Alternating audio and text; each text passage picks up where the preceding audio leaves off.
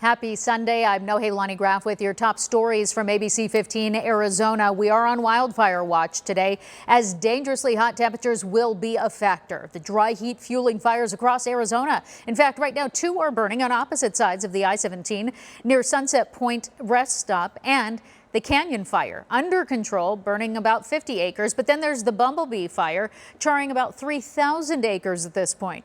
Crews working on the ground and in the air to get the upper hand. It hasn't forced evacuations yet, but the small town of Bumblebee is still on standby to leave if things do get worse.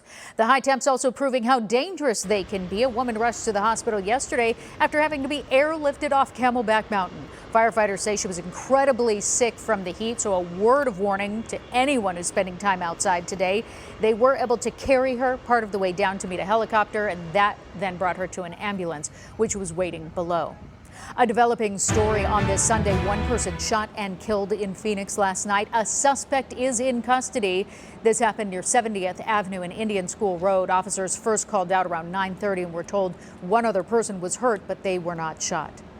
Testing is critical to knowing where our state stands in the fight against the coronavirus. But a lot of you telling us test results are still taking too long. And the Arizona Attorney General's office agrees, accusing SonoraQuest Laboratories in a letter of violating the Arizona Consumer Fraud Act, citing false claims over coronavirus testing times. SonoraQuest denying those accusations in a written response to our news partners at KTAR. Those numbers matter also because this weekend the Higley School District moved its target date for in-person instruction to October 12th or until the recent testing benchmarks released by the state are met. Parents and teachers would get a 1-week notice if they get there. More than 24 other districts have already pushed back classes to after Labor Day or fall break. I'm Nohelani Graff with your most accurate forecast. It's a weather action day at ABC15 Arizona because we have an excessive heat warning in effect today and tomorrow everywhere you see in pink across the valley, as well as the Tonto Basin and Globe. Temperatures are going to be dangerously hot. 112 is that forecast high in Goodyear, Ahwatukee, Tempe, and Mesa. 113 in Chandler and Maricopa. 111 in Peoria, Glendale, and Scottsdale today. We'll stay in the 80s until about 9 o'clock. Then by 9, we're in the upper 90s. Triple digits show up by 10, and we're climbing from there. By 2 o'clock, we're at 111.